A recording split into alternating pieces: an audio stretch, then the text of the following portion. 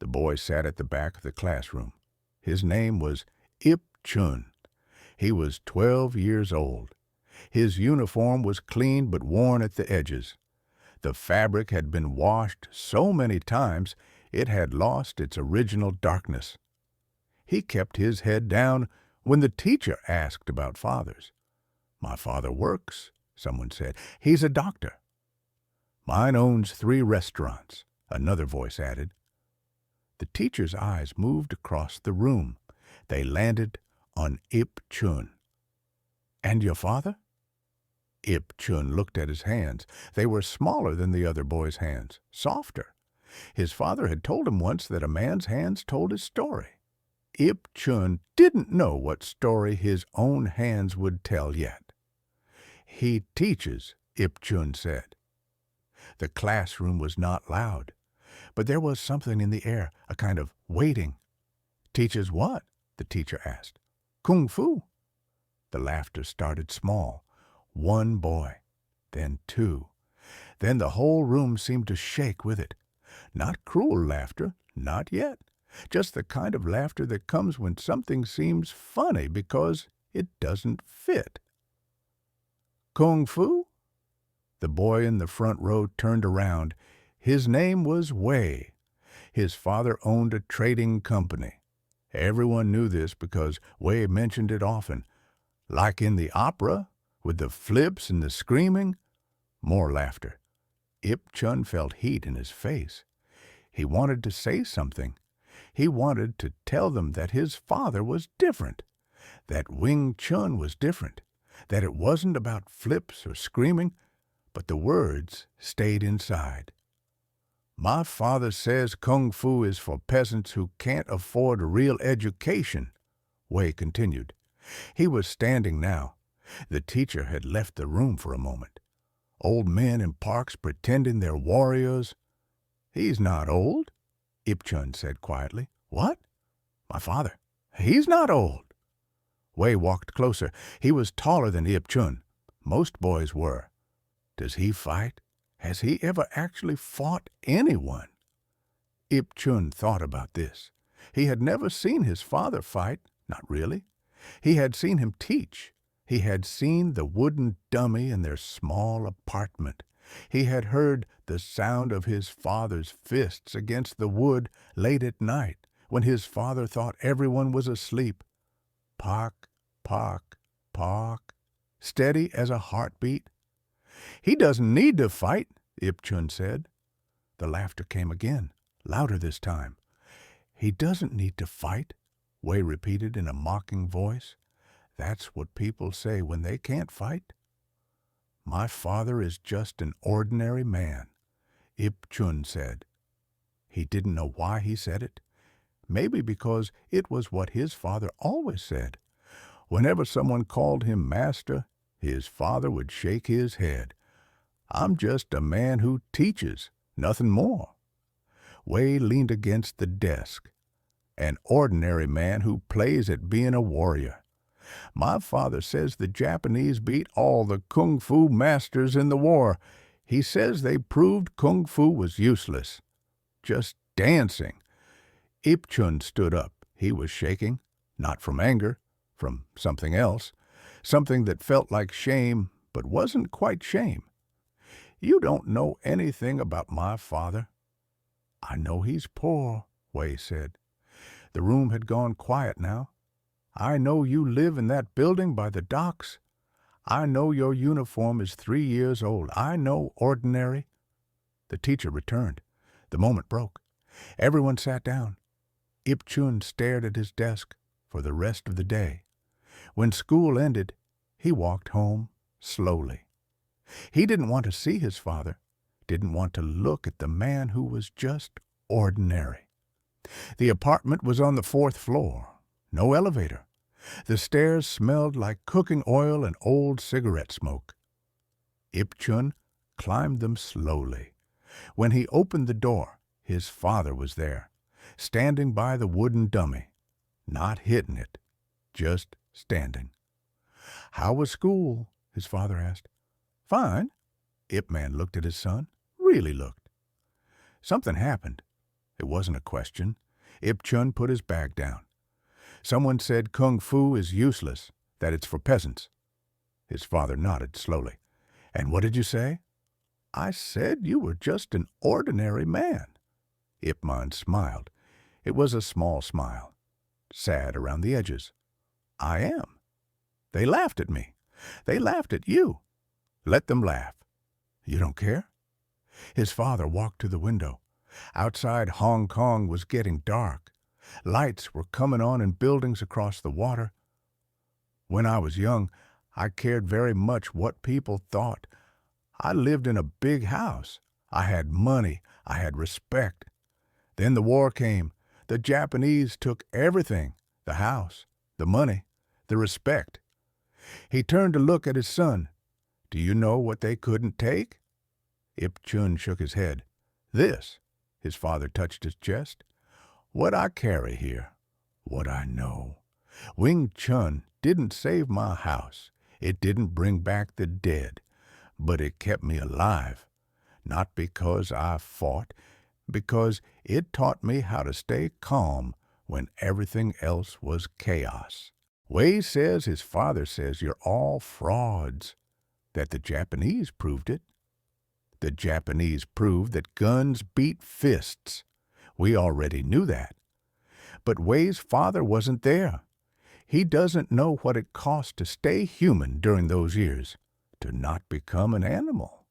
Ip Man sat down on the floor, cross-legged. Bring Wei tomorrow, after school. What? Bring him here. Let him see. See what? What ordinary looks like. The next day felt longer than any day Ip Chun could remember. Wei sat 3 rows ahead. Every time he turned around, Ip Chun looked away. At lunch, Wei and his friends gathered near the courtyard. Ip Chun walked over before he could change his mind. My father wants to meet you, he said. Wei laughed.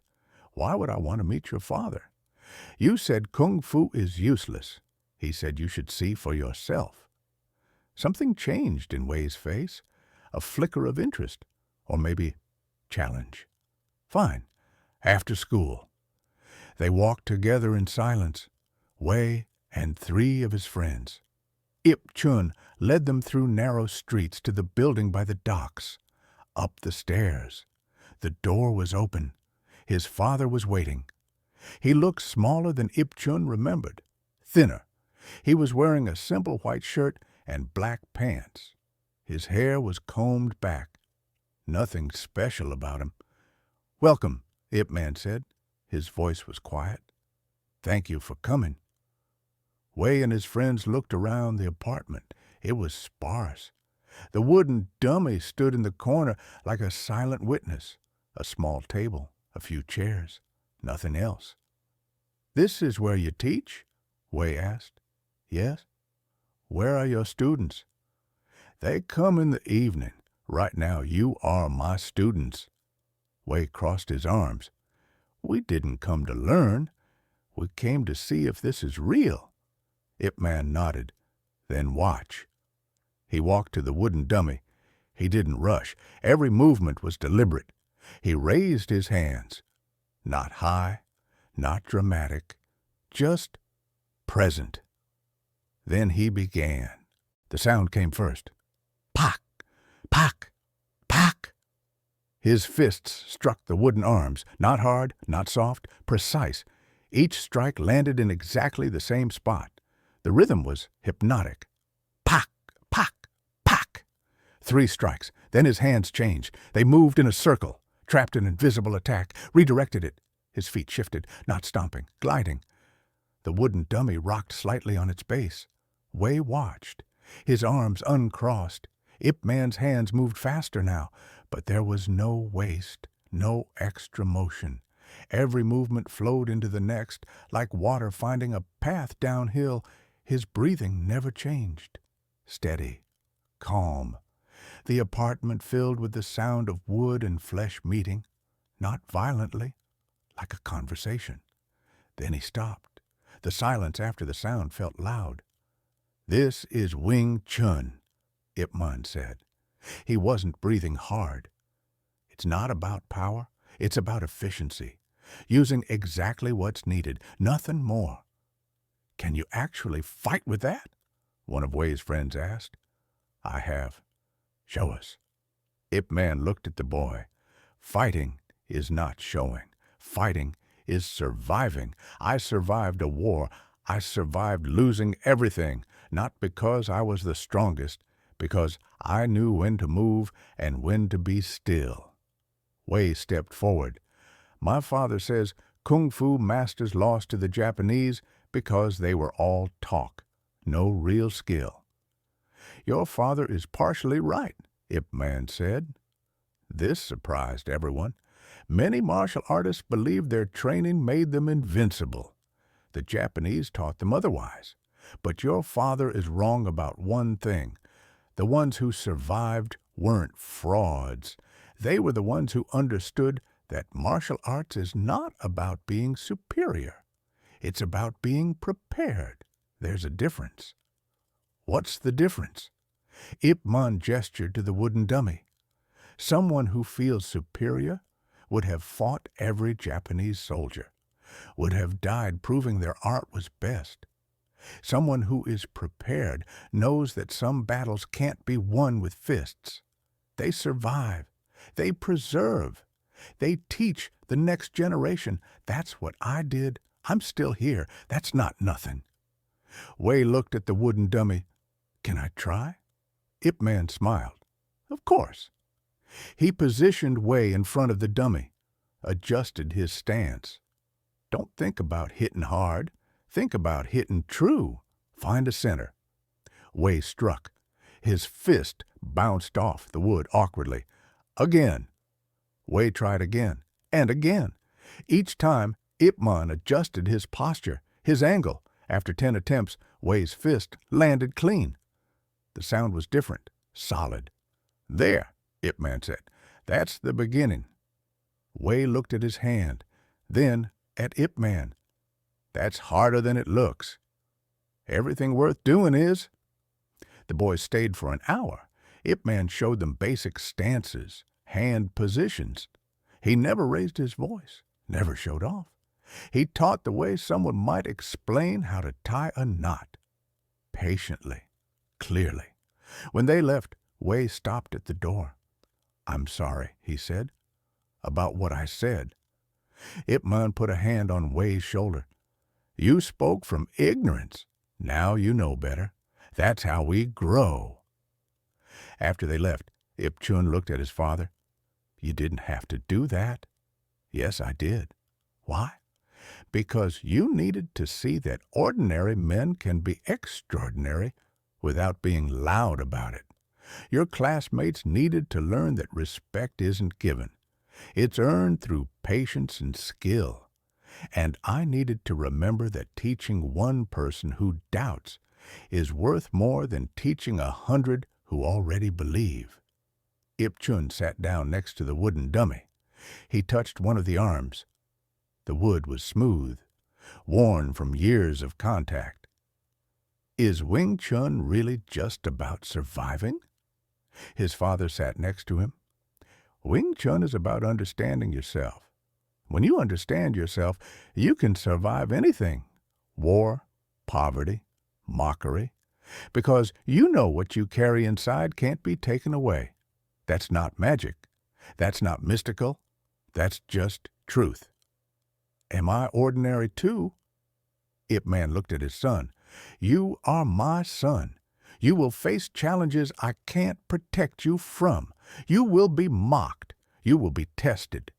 But if you remember that being ordinary means being honest, being consistent, being present, then yes, be ordinary. The world has enough people trying to be extraordinary.